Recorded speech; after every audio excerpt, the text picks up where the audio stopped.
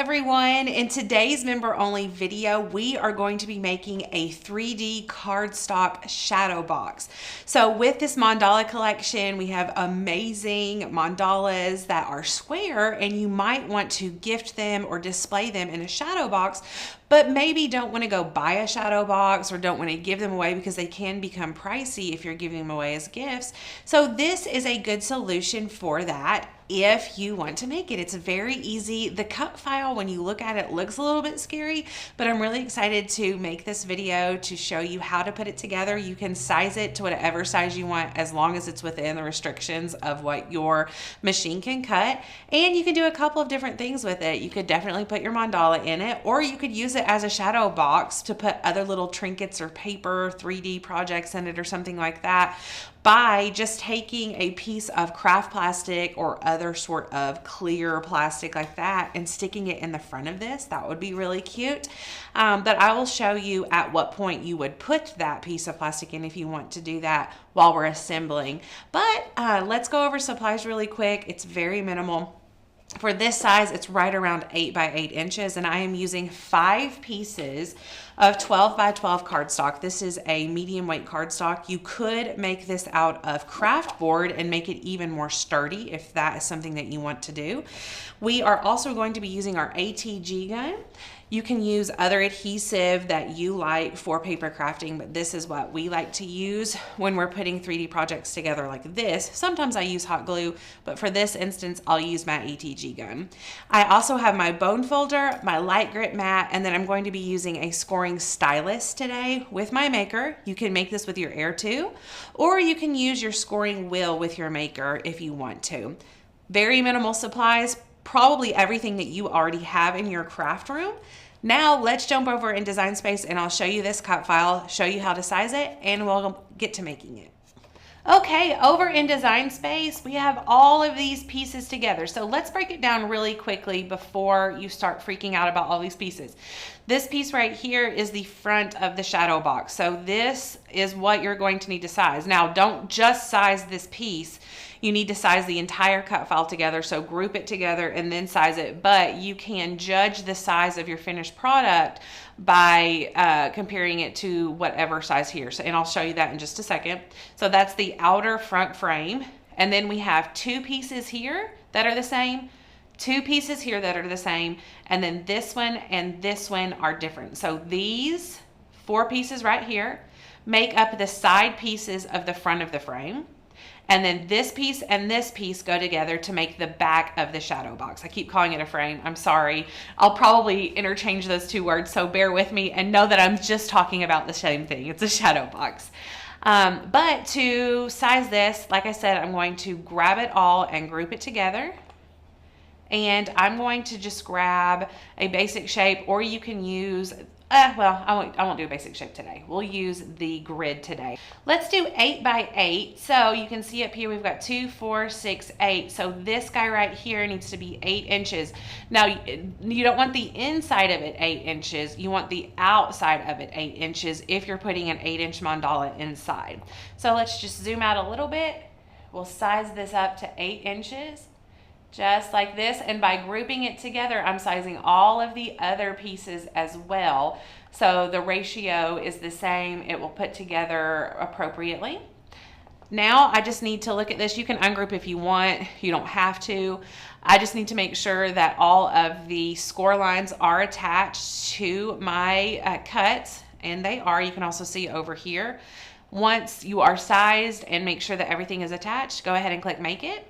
And then you can see it puts it on the separate mats. Now, I told you earlier I used 5 pieces of cardstock, but I must have sized mine up a little bit bigger to make it need to cut on 5 separate mats, but it is going to only cut on 4, so that's fantastic. We can go ahead and press continue. We will connect to our machine, and I'm going to choose medium cardstock as my material setting. So I'll just type in medium, select medium cardstock, press done, and then I'm going to change the scoring tool from my scoring wheel to scoring stylus.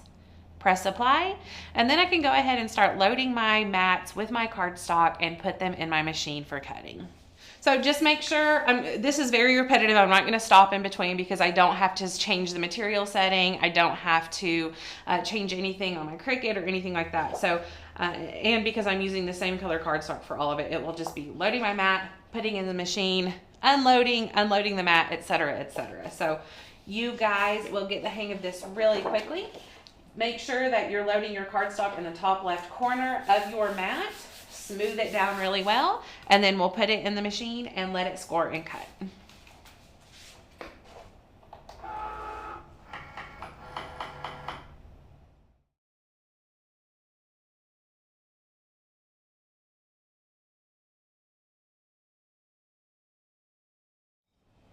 Now that we have everything cut out, you can see we have our front frame piece. We have these two pieces that are the same, these two pieces that are the same, and then these. And like I said on Design Space, but I'll show you again because things look a little bit different. All five of these pieces form the front, and then these two pieces right here form the back. So what we're going to do first is just put these over to the side, and we'll work with the front first. It doesn't matter which way you put these on. So you can put these pieces this way or this way. They just need to be opposite each other. Same with these. You can start out here or you can start out here. They just need to be opposite each other. So whichever way you want to do that. But what you want to do first is go in and score all of these lines. And as you can see, I'm scoring everything up toward the ceiling. That's what I will do with all of the pieces, but I'm still just working with these pieces. I don't want to confuse you.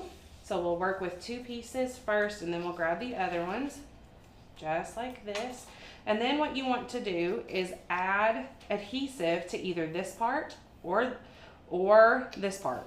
Decide which one that you want to do. I'll probably do it on the actual frame and then place these down like this. So you can decide which way you want to do it, but I'll go ahead and grab an extra piece of cardstock and place this on here. Just that way I don't get any adhesive on my table. Putting our ATG here, just like this. And then I'll grab those pieces, and you can see that these are slanted, so that you need to line up with the ends of these pieces or the ends of the paper here with the corners here.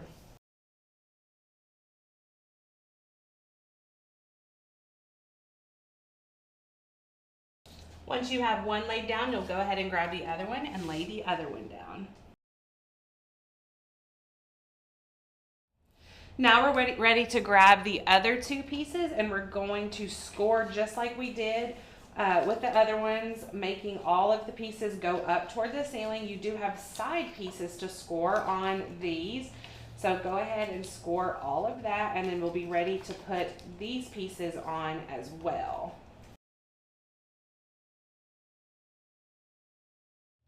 Okay, and just as we did with the other pieces, I'm going to grab another piece of cardstock just to protect my table here and run a strip of adhesive here and here.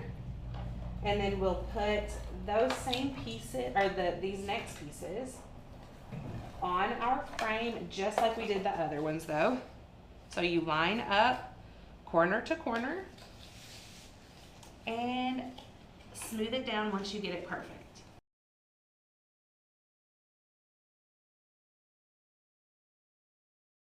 Now you can see here we also have these side pieces that we need to add adhesive to. So you can do that now, or you can do it all at the same time when you do these. Totally up to you. I'm going to go ahead and just put a quick piece of adhesive on each side here and lay those down just like this. You can see how easy this comes together, especially with our dry adhesive ATG gun. No dry time means a quick assembly. So now we'll go ahead and put this one on.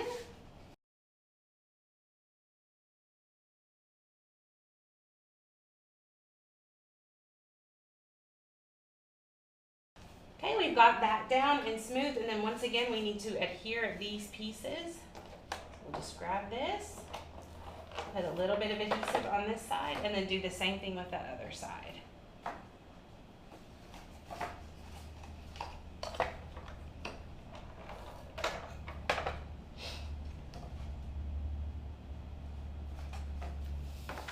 Now we're working with our back pieces here, and we want to go ahead and score all of these lines. Again, we are folding everything up toward the ceiling and then using our bone folder to go ahead and enforce those score lines.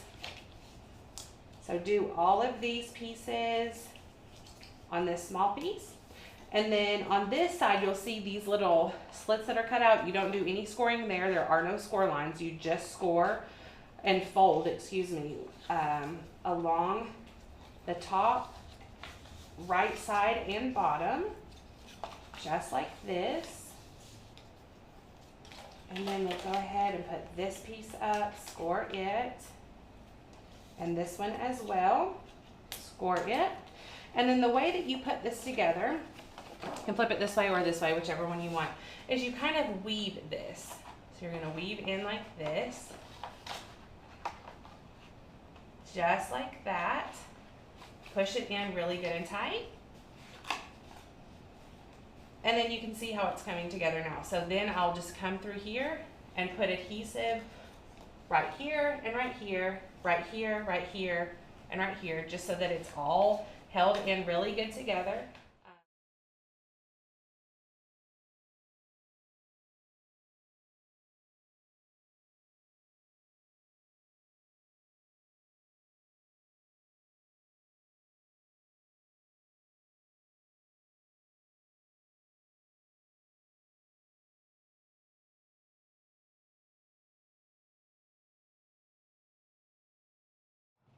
Okay, you can see we have the back of our shadow box finished now. You can see the little slits right there, and you probably have put 2 and 2 together and realized that these go in that slits, but I do want to point out this is the time that you would put your craft plastic if you want to put it in here. So you could put adhesive through here, cut your craft plastic to the exact size and fit it right in there, so you have a nice sturdy shadow box. Or this is when you would also put your mandala in before you put your back on. But since this is just for demonstration purposes, I'm going to go ahead and put the back on. And you just put it on like the lid of a box, like a shoe box, so it fits right on top like that. And then if one of your little guys happens to come through, that's fine. If not, then just come through the back and push those in through those little slits like that. And then you can go back and put adhesive on these and fold them down.